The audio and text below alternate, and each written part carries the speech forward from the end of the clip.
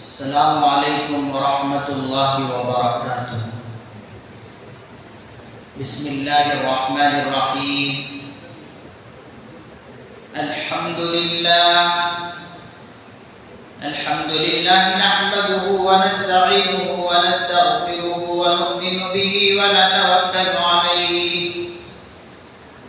ونعوذ باللہ من شرور انفسنا ومن سیئات اعمالنا، من يهده الله فلا مضل له ومن يضلله فلا هادي له، ونشهد أن لا إله إلا الله وحده لا شريك له، ونشهد أن سيدنا وسندنا ونبينا ومولانا محمدا عبده ورسوله صلى الله تعالى عليه وعلى آله وأصحابه وأزواجه وذرياته وبارك وسلم تسليما كثيرا كثيرا.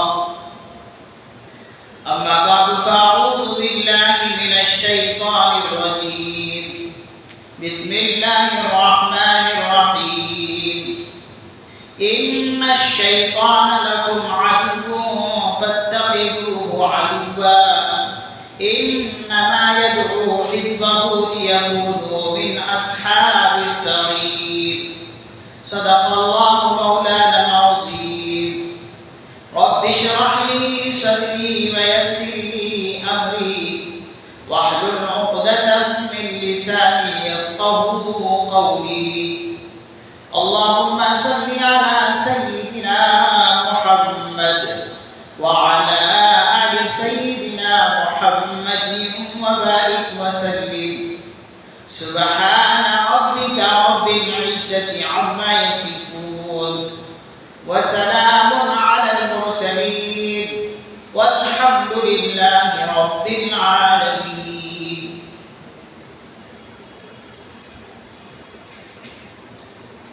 سبھی حضرات ایک مرتبہ محبت کے ساتھ، ادب کے ساتھ، الفت اور احترام کے ساتھ درود پاک پڑھیں. اللہم صلی علی محمد النبی الأمی وعلی آلہ وسلم تسلیما.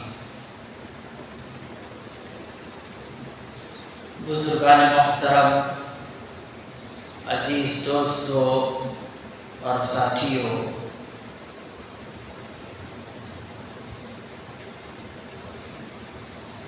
میں آج آپ حضرات کی خدمت میں 4 دشمنوں کا تذکرہ کرنے جا رہا ہوں جو مسلمانوں کے سب سے بڑے دشمن ہیں. وہ 4 ہیں. ان 4 دشمنوں کا میں آپ حضرات کی خدمت میں ذکر کروں گا. بہت توجہ کے ساتھ، بہت اہتمام کے ساتھ سنیں. حاضرین مکرم، مسلمانوں کے سب سے بڑے 4 دشمن ہیں. ان 4 دشمنوں میں 2 دشمن نظر آتے ہیں، 2 دشمن نظر نہیں آتے. 2 دشمن آنکھوں سے نظر آتے ہیں، لیکن 2 دشمن ایسے ہیں جو ہمیں نظر نہیں آتے. اور بہت خطرناک یہ 4 دشمن ہیں. 2 دشمن، ایک انسان کا نفس ہے اور دوسرا دشمن شیطان ہے. نفس ایک دشمن اور دوسرا دشمن شیطان جو ہمیں نظر نہیں آتا. آج تک کسی نے نفس کو دیکھا، شیطان کو دیکھا نہیں. کوئی اللہ والے کسی شیطان کو 1-2 بار دیکھ لیا تو الگ بات ہے، لیکن عمومی طور پر شیطان جو دشمن ہے مسلمانوں کے وہ نظر نہیں آتے. تو ایک دشمن انسان کا خود نفس ہے اور دوسرا دشمن شیطان ہے. اور دو دشمن مسلمانوں کے وہ کافر ہیں، مشرک ہے، یہودی اور عیسائی ہے. یہ تیسرا دشمن ہے مسلمان. کافر بھی اور اسی طریقے سے سارے مشرک، یہودی اور عیسائی یہ بھی مسلمان کے دشمن ہیں. اور چوتھا دشمن منافقین ہے. یہ چار دشمن ہیں مسلمانوں کے جو بہت خطرناک ہے. ان چار دشمنوں سے مسلمانوں کو بچنا ہے. ان چار دشمنوں سے مسلمانوں کو بچنا ہے اور اپنی ایمان کی حفاظت کرنا ہے.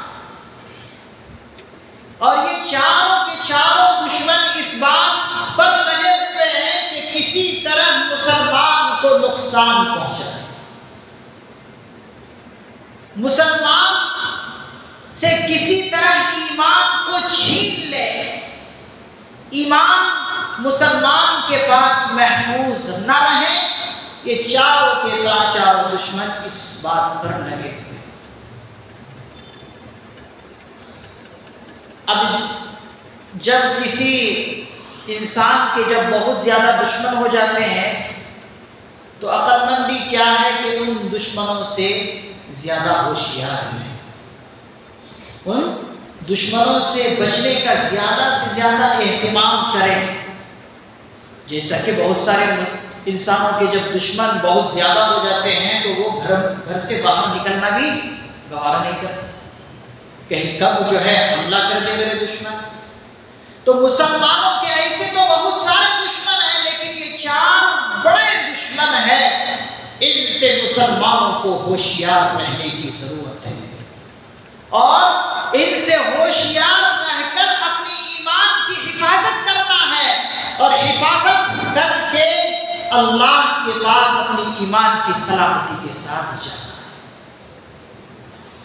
اگر مسلمان اپنی ایمان کی حفاظت نہیں کیے اور اپنی ایمان کی حفاظت کر کے سلامتی کے ساتھ آخرت میں نہیں گئے تو پھر اس سے بڑا نقصان مسلمان کا اور کچھ نہیں. دو دشمن، ایک انسان کا نفس ہے اور دوسرا دشمن شیطان ہے. انسان کے اندر جو نفس ہے، نفس امارہ، نفس تین طرح کے ہیں. ایک ہے نفس امارہ، ایک ہے نفس لوامہ اور ایک ہے نفس مطمئنہ. آپ یاد رکھیں، ایک ہے نفس امارہ، ایک ہے نفس لوامہ اور ایک ہے نفس مطمئنہ. نفس امارہ سب سے زیادہ خطرناک ہے انسان کے لیے اور بالخصوص مسلمان کے لیے. نفس امارہ کا کام کیا ہوتا ہے؟ نفس امارہ کا کام یہ ہے کہ انسان کے دل و دماغ میں خواہشات پیدا کرے، خواہشات پیدا کرے اور وہ خواہشات جو ہے ناجائز خواہشات ہو. وہ خواہشات ناجائز ہو، حرام ہو، وہ خواہشات نفس امارہ پیدا کرتا ہے انسان کے اندر. اور کہتے ہیں اگر انہی خواہشات پر انسان اگر عمل کر لیتا ہے تو پھر وہ خود گویا کہ ان خواہشات کو عملی جامہ پہنانے والا قرار دیا ہے کہ اس نے گویا کہ خود یہ کام انجام دیا کہ گناہ کے اندر مبتلا ہو. تو نفس امارہ کا کام کیا ہے؟ وہ غلط خواہشات انسان کے اندر پیدا کرتا ہے، غلط خواہشات اور غلط چیزیں اس کے دل و دماغ میں ڈالتا ہے کہ کسی طرح ان خواہشوں پر انسان عمل کر لے. یہ نفس امارہ کا کام ہے. اور بتایا گیا کہ نفس امارہ سے انسان بچتا رہے. حضرت یوسف علیہ السلام نے بھی نفس امارہ سے پناہ مانگے ہیں اللہ رب العزت سے. وما أبرئ نفسي إن النفس لأمارة بالسوء. تیرہ پارے کی پہلی آیت ہے. اس میں حضرت یوسف علیہ السلام نے نفس امارہ سے پناہ مانگے ہیں اور اللہ سے دعا کی تھی. جب زلیخا کے ساتھ ان کا معاملہ ہوا اور آزمائش میں گرے تو اس وقت نفس امارہ سے حضرت یوسف علیہ السلام نے پناہ مانگی. تو نفس امارہ سے انسان ہمیشہ پناہ مانگے. ایک ہے نفس لوامہ. نفس لوامہ کا کام یہ ہے کہ انسان کو اچھی خواہشات پیدا کرتا ہے. عبادت کرنے کا ذوق پیدا کرتا ہے. کون؟ نفس لوامہ. نفس لوامہ کا کام یہ ہے کہ اچھی اچھی خواہشات انسان کے دل و دماغ میں ڈالتا ہے کہ کسی طرح انسان ان خواہشات پر جو اچھے ہیں عمل کر لے. اور ایک ہے نفس مطمئنہ کہ یہ نفس مطمئنہ ایسا ہے کہ ان کا یہ نفس مطمئنہ کسی غلط کام کے کرنے پر آمادہ ہی نہیں کرتا ہے بلکہ احکام خداوندی پر ہی عمل کرنے کے لیے نفس مطمئنہ انسان کو جھنجھوڑتا ہے کہ دیکھ تو نفس مطمئنہ ہے, تیرے سے کوئی ایسا کام نہ ہو جائے کہ وہ خلاف شریعت. نفس مطمئنہ ہر انسان کو حاصل نہیں ہوتا. اگر انسان کو نفس مطمئنہ حاصل ہو جائے تو پھر وہ اللہ کا ولی بن جاتا ہے. آپ تو سنتے ہیں نا, اللہ کا ولی خلاف شریعت میں کام نہیں کرتے. کیوں؟ ان کا یہ نفس مطمئنہ ہو چکا ہے, خلاف شرع کام کرنے کو دیتا ہے. تو انسان نفس مطمئنہ بننے کی کوشش کرے اور نفس امارہ سے ہر وقت پناہ مانگے. تو نفس امارہ طرح طرح کے کاموں میں ملوث کراتا ہے اور خواہشات ڈالتا ہے. مثال کے طور پر نفس امارہ انسان سے کہتا ہے کہ دیکھ یہ جو عورت جا رہی ہے نامحرم ہے, اس کے اوپر تو نگاہ ڈال. جو نامحرم ہے عورت ہے اس پر نگاہ ڈالنے کی نفس امارہ کوشش کرتا ہے, خیال ڈالتا ہے, طرح طرح کے غلط خیالات ڈالتا ہے. اور اسی طریقے سے عورت سے نفس امارہ یہ کہتا ہے, غلط خواہشات یہ پیدا کرتا ہے کہ عورت سے کہتا ہے کہ تو نامحرم مرد کی طرف نگاہ اٹھا. تو اس کا کام اس طرح کے خواہشات پیدا کرنا ہے.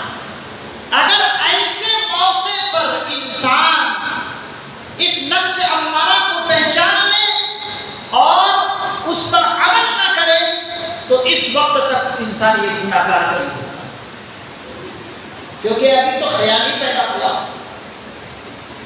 جب خیال ہی پیدا ہوا, اب اس پر عمل نہیں کیا تو اب انسان کوئی گناہ گار نہیں ہے. لیکن نفس امارہ نے خواہشات پیدا کیا اور انسان نے اپنے خواہش کے مطابق نامحرم عورت پر نگاہ ڈال دی, یا عورت ہے نامحرم مرد پر نگاہ ڈال دی.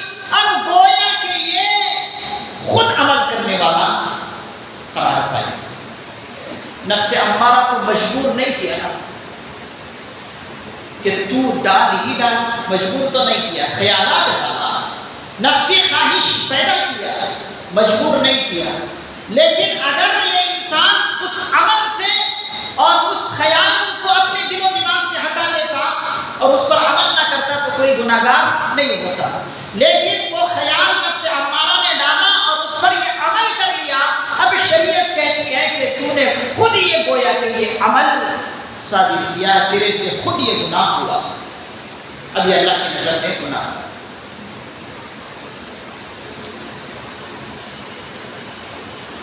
حاضرین گرامی،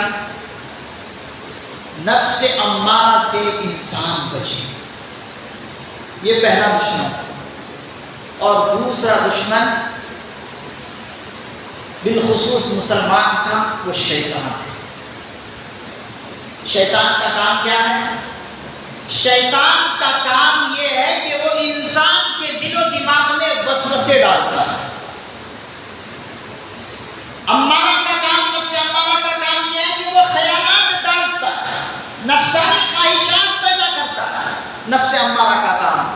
اور شیطان کا کام یہ ہے کہ انسان کے دل و دماغ میں وسوسے ڈالتا ہے، طرح طرح کے وسوسے ڈالتا ہے، کبھی اللہ کے بارے میں غلط غلط خیالات، اور کبھی اللہ کے رسول کے بارے میں غلط غلط وسوسے، کبھی دوزخ کے بارے میں، کبھی جنت کے بارے میں، کبھی آخرت کے بارے میں، کبھی قیامت کے بارے میں، اس طرح سے وسوسے شیطان ڈالتا ہے۔ اب جب تک یہ وسوسے شیطان ڈال رہا ہے اور انسان اور مسلمان ان وسوسوں کو ہٹاتا ہے دماغ سے، یہ صرف وسوسے ہیں شیطان ڈال رہا ہے، یہ سب غلط ہے، اللہ تو اکیلا ہے، جنت تو حق ہے، دوزخ تو حق ہے، آخرت تو حق ہے، قیامت تو حق ہے، اس طرح سے ہٹاتا ہے تو انسان گناہگار شامل نہیں ہوتا، گناہگار شمار نہیں ہوتا۔ لیکن اگر شیطان نے وسوسہ ڈالا اور انسان جو ہے اسی کو گھما رہا ہے اپنے دل و دماغ میں، اور گھما گھما کر پھر اس عمل کو، اس وسوسے پر عمل کر لیتا ہے، تو پھر کہا جائے گا کہ اس نے خود اختیاری طور پر یہ عمل کیا۔ جب تک وسوسے شیطان ڈال رہا تھا وہ غیر اختیاری ہے، شریعت میں پکڑ نہیں ہے، اور وہ ان وسوسوں کو بھگا رہا ہے، ہٹا رہا ہے کہ یہ سب غلط ہے جو یہ شیطان میرے دل و دماغ میں وسوسے ڈال رہا ہے، وہ غیر اختیاری ہے، کوئی پکڑ نہیں۔ لیکن وسوسہ شیطان نے ڈالا اور اس وسوسے پر اس مسلمان نے عمل کر لیا، اب کہتے ہیں، شریعت کہتی ہے کہ یہ گویا کہ خود اختیاری طور پر یہ کام انجام دیا ہے۔ اگر برا وسوسہ ڈالا اور اس کام کو انجام دے دیا تو کہا جائے گا کہ یہ اختیاری طور پر اس نے اس عمل کو انجام دیا ہے، اللہ کی نظر میں گناہ گار۔ یہ نفس امارہ بہت خطرناک ہے، اور یہ شیطان کے وسوسے بہت خطرناک ہے۔ یہ مسلمانوں کے دو دشمن ہیں جو نظر نہیں آتے آنکھوں سے، اور جو چیز نظر نہیں آتی وہ بہت بھیانک ہوتی ہے۔ تو ان دونوں سے بچنا ہے۔ خصوصی طور پر شیطان طرح طرح سے جو ہے انسان کو وسوسے میں مبتلا کرتا ہے، لیکن قرآن کریم کہتا ہے کہ شیطان کو ہمیشہ دشمن سمجھو، ان الشیطان لکم عدو فاتخذوہ عدوا، کہ یہ شیطان تمہارے لیے دشمن ہے، تمہارا دشمن ہے، فاتخذوہ عدوا، اس کو دشمن ہی سمجھو۔ انما یدعو حزبہ لیکونوا من اصحاب السعیر، اور یہ چاہتا یہ ہے کہ اپنے گروہ کو دعوت دے، کس کی طرف؟ من اصحاب السعیر، دہتے ہوئے آگ کی طرف۔ یہ چاہتا یہ ہے کہ میں تو دوزخی ہوں ہی اور کو بھی دوزخی بناؤں، تو اپنے گروہ کی طرف یہ دعوت دیتا ہے، اور ہمیں اس کو کیا سمجھنا ہے؟ دشمن ہی سمجھنا ہے۔ یہ سورہ فاتر کی آیت نمبر 6 ہے، جو 22ویں پارے میں ہے۔ تو اس سے ہمیں بچنا ہے، اور اس سے بچنا کوئی مشکل کام نہیں ہے۔ قرآن کریم نے جہاں جہاں پر شیطان کا تذکرہ کیا ہے، جگہ جگہ پر شیطان نے خود اس بات کی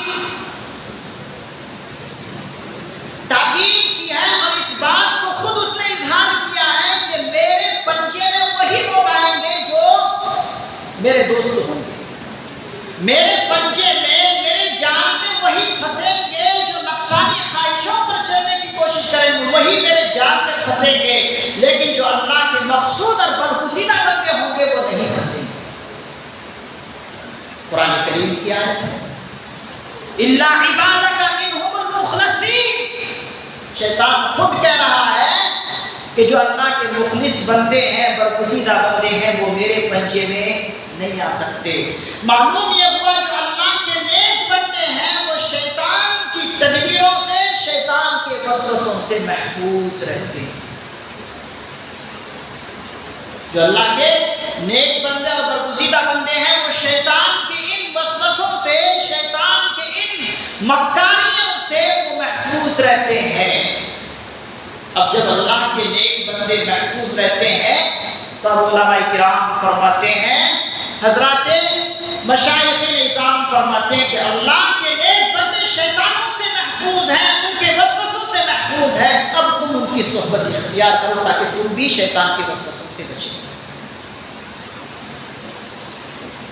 اسی لیے کیا فرماتے ہیں کہ اللہ والوں کی صحبت میں رہو، اللہ والے تمہیں بتائیں گے، تم بھی شیطان کے وسوسوں سے محفوظ ہو جاؤ گے، نفس امارہ سے محفوظ ہو جاؤ گے، اور تم جب محفوظ ہو گئے تو پھر ایمان کی سلامتی کے ساتھ آخرت میں چلے جاؤ گے، اور یہی سب سے بڑی کام ہے۔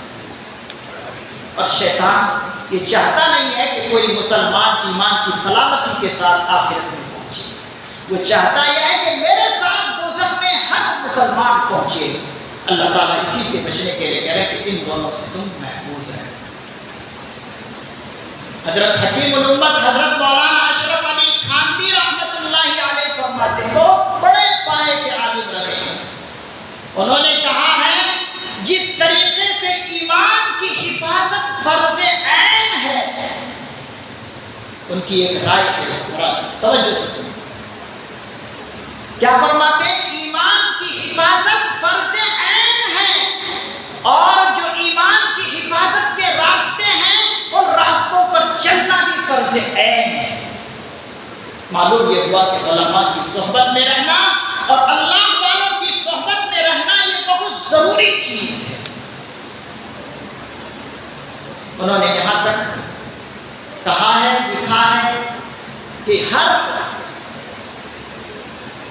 کام کے کرنے سے پہلے علماء سے، اللہ کے نیک بندوں سے مشورہ لے لیا کرو۔ اگر ہو سکے تو ان کی خدمت میں رہو چند دن تک، اگر ہو سکے تو ان کی خدمت میں رہو، اللہ والوں کی خدمت میں، دیکھو کہ یہ کس طرح سے شیطان کے پنجوں سے محفوظ ہے۔ اگر اتنا نہ ہو سکے تو جو بھی کام تم کرنے جا رہے ہو اس کے لیے پہلے مشورہ کر لو، اس اللہ والے سے اپنا رابطہ قائم کرو۔ اب رابطہ قائم کرنے کے آج بہت سارے ذرائع ہیں۔ آج خط و کتابت کا بھی ذریعہ ہے، خط و کتابت کے ذریعے سے آپ رابطہ قائم کر سکتے ہیں، آپ فون کے ذریعے سے بھی رابطہ قائم کر سکتے ہیں۔ یہ بہت سارے ذرائع ہیں، ان ذرائع سے تم اللہ والوں سے مشورہ لے لیا کرو، اور پھر جو کام تمہیں انجام دینا ہے وہ کام کرو۔ اس سے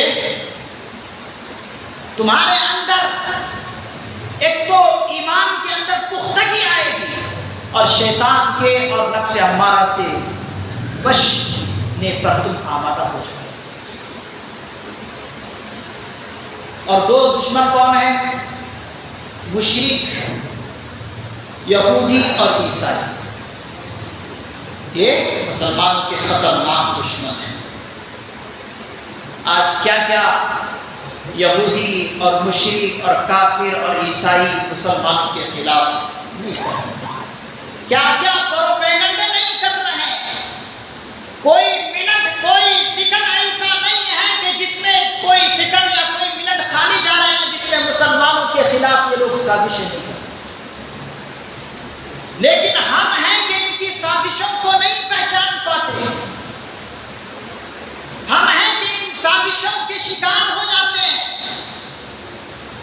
ہمیں کیا کیا کس طریقے سے شکار کر رہے ہیں، ہم ان کے پنجوں سے نہیں بچ پا رہے ہیں، ہم نہیں بچ پا رہے ہیں۔ ہماری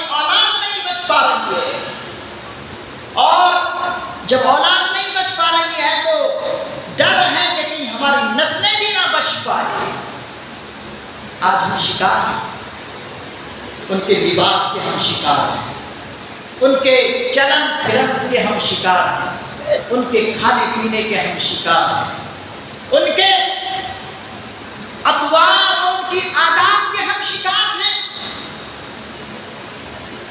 ہم ان کے کپڑوں کو استعمال کرتے ہیں، ہم ان کے کھانے پینوں کو استعمال کرتے ہیں، ان کے طور و طریقے کو اپنا رہے ہیں، تو یہ ہم یہودیوں اور عیسائیوں کے شکنجے میں پھنس رہے ہیں۔ اور اسی سے بچنے کے لیے کہا ہے کہ یہ بہت خطرناک دشمن ہے مسلمانوں کے، یہودی اور عیسائی، منافق، مشرکین اور کافرین۔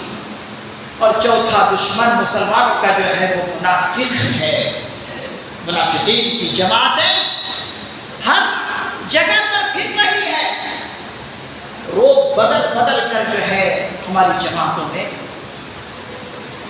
آ رہی ہے یہ منافقین کی جماعت، ان سے ہمیں ہوشیار رہنا۔ اور یہ سازشیں انہیں یہودیوں اور عیسائیوں کی ہیں کہ مسلمانوں میں پھوٹ ڈالو۔ آج جو ہم سن رہے ہیں کہ فلاں جگہ پر پولاد کی محلوں میں شکیل بن حنیف کی جماعت اور ان کی ٹولی پھر رہی ہے، یہ کس نے تیار کیا ہے؟ جو یہ کہہ رہی ہے ان کی جماعت کا بڑا یہ کہتا ہے کہ میں مہدی علیہ السلام ہوں، میں عیسیٰ علیہ السلام ہوں، اس طرح کے وہ دعوے کر رہے ہیں اور امت کے اندر پھوٹ ڈال رہے ہیں۔ یہ کون تیار کیے ہیں؟ یہودیوں اور عیسائیوں کی سازش ہے۔ آج ہمارے نہ تو نوجوان اس سے بچ پا رہے ہیں، نہ ہمارے دیندار بچ پا رہے ہیں، اور نہ ہمارے بوڑھے بچ پا رہے ہیں۔ کوئی ان کو دین سے مطلب نہیں، بس جو کچھ کہہ رہا ہے بس ان کی بات سن لے رہے۔ یہ فتنہ چاروں طرف پھیل رہا ہے، اولاد میں تو بہت زیادہ یہ فتنہ پھیل گیا ہے۔ شکیل ابن حنیف کا یہ فتنہ جو اپنے آپ کو مہدی علیہ السلام کا دعویٰ کر رہا ہے، عیسیٰ علیہ السلام کا دعویٰ کر رہا ہے، اور نعوذ باللہ یہاں تک کہتا ہے کہ آقا علیہ السلام ختم رسول نہیں ہے، خاتم النبیین نہیں ہے، ان کے بعد بھی نبیوں کا سلسلہ چلتا رہے گا، اس قسم کے دعوے کر رہے ہیں۔ تو حاضرین گرامی، یہ چار دشمن ہیں مسلمانوں کے، ان دشمنوں سے بچنا بہت اور اہم ضروری ہے۔ اللہ شیطان کے وسوسوں سے حفاظت فرمائے۔ شیطان انسان کو گناہ جب کراتا ہے تو یک مرتبہ یک دم یہ نہیں کہتا ہے کہ تو سود لے لے، یک بار نہیں کہتا ہے کہ تو رشوت لے لے، یک بار نہیں کہتا ہے کہ تو یہ گناہ انجام دے دے، بلکہ گناہ کو خوشنما بنا کر، خوبصورت بنا کر پیش کرتا ہے۔ قرآن کریم خود کہہ رہا ہے أَفَمَنْ زُيِّنَ لَهُ سُوءُ عَمَلِهِ فَرَآهُ حَسَنًا۔ یہ شیطان گناہ کے کام کو خوبصورت اور مزین بنا کر پیش کرتا ہے، اور جس کو پیش کر رہا ہے فَرَآهُ حَسَنًا، اور وہ اسے اچھا سمجھ بیٹھا ہے کہ میں تو بہت اچھا کر رہا ہوں۔ یہ قرآن کریم ہے، تو خوبصورت بنا کر پیش کرتا ہے۔ اس پر ایک چھوٹا سا واقعہ آپ سماعت فرمائیں۔ شیطان ہر ایک کے پاس الگ الگ روپ میں جاتا، الگ الگ شکل و صورت بنا کر جاتا، اور وہ ایمان کے ڈاکہ ڈالنے والا ہے، وہ خطرناک طرح کا دغا باز ہے، دھوکہ باز ہے، خطرناک طریقے سے وہ ایمان کو کھینچنے کی کوشش کرتا ہے۔ آپ میں سے حضرت امام راضی رحمۃ اللہ علیہ کا نام سنا ہے، بہت بڑے پائے کے عالم، علوم عقلیہ اور علوم نقلیہ سے بہرور تھے۔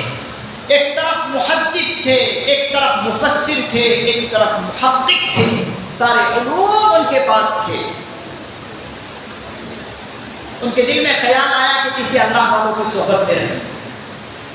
نکلے گھر سے، جہاں پر جاتے اطمینان نہیں ملتا، آگے جاتے ایک اللہ والے کے دربار میں پہنچے اور ان سے کہا کہ مجھے بیعت ہونا ہے۔ بیعت ہونے کے لیے سفارش کی تو اس اللہ والے نے کہا بیعت تو میں ضرور کر لوں گا، لیکن میرے دروازے کے باہر تمہیں بیٹھنا ہوگا۔ بیٹھے، اس اللہ والے نے توجہ جب ڈالی تو ایسا محسوس ہوا کہ ان کا اندر کا علم جو باہر نکل رہا۔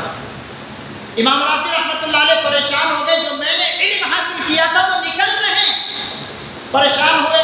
اس اللہ والے نے کہا پریشان ہونے کی ضرورت نہیں ہے، یہ علم نکلیں گے اور آپ کو روحانی علم عطا فرمائیں گے اللہ رب العزت۔ لیکن علماء کرام نے لکھا ہے کہ حضرت جو ہے جب علم نکل رہے تھے تو انہوں نے کہا میں تو بہت لمبے سفر کر کے اتنی مشقت جھیل کر علم کو حاصل کیا ہوں، علوم عقلیہ اور علوم نقلیہ سے بہرہ ہوں، اور ان تمام علوم کو میں نے حاصل کیا، مجھے یہ اچھا نہیں لگا۔ اس اللہ والے نے کہا اچھا جاؤ تم، لیکن میرا تعلق تمہارے ساتھ ہے۔ اس دور میں دہریہ کا بہت زور تھا۔ دہریہ کسے کہتے ہیں؟ جو اللہ ہی کا انکار کر دے کہ اللہ ہے ہی نہیں، اس کو کہتے ہیں دہریہ۔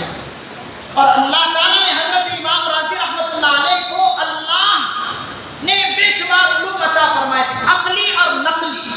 عقل کے اعتبار سے بھی جب کسی سے مناظرہ کرتے تو چٹکیوں میں اس انسان کو قائل کر دیتے کہ ہاں اللہ ہے، مان جاتا۔ لیکن جب ان کا مرنے کا وقت قریب آیا، تو سرحانے شیطان آ کر بیٹھ گئے، اور شیطان نے اس سے کہا کہ امام راضی تو یہ بتا کہ اللہ ہے یا نہیں ہے؟ اس نے کہا، امام راضی رحمۃ اللہ علیہ نے کہا اللہ ہے۔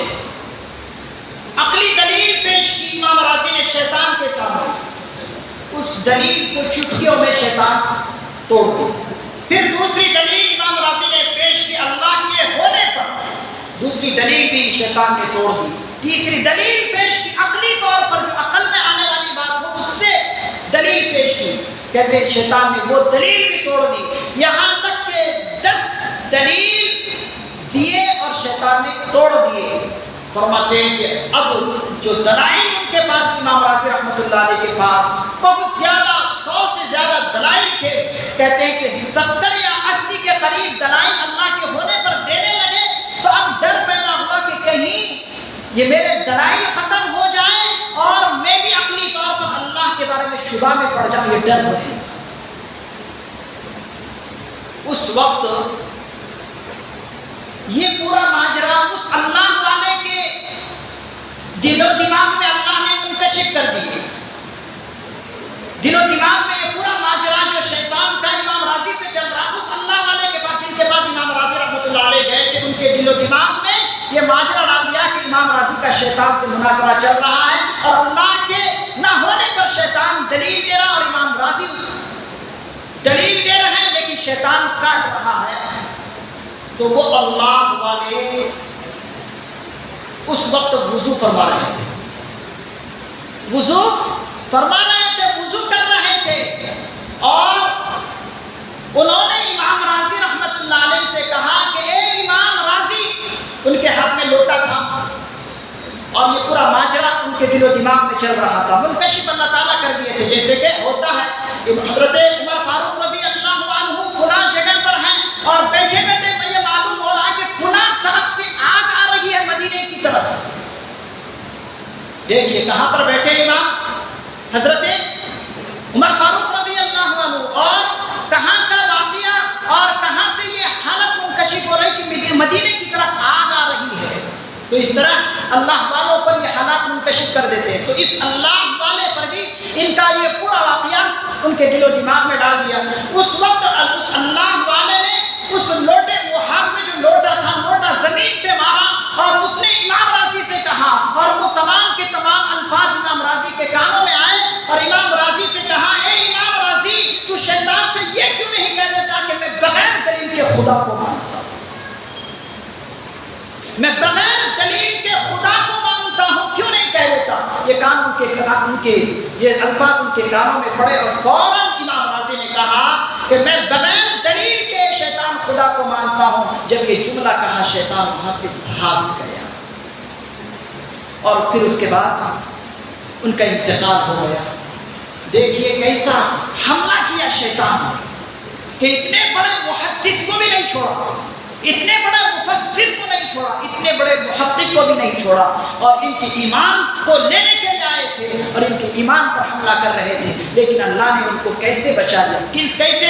ایک اللہ والوں کی صحبت سے ان کا آج ایمان بچ گیا۔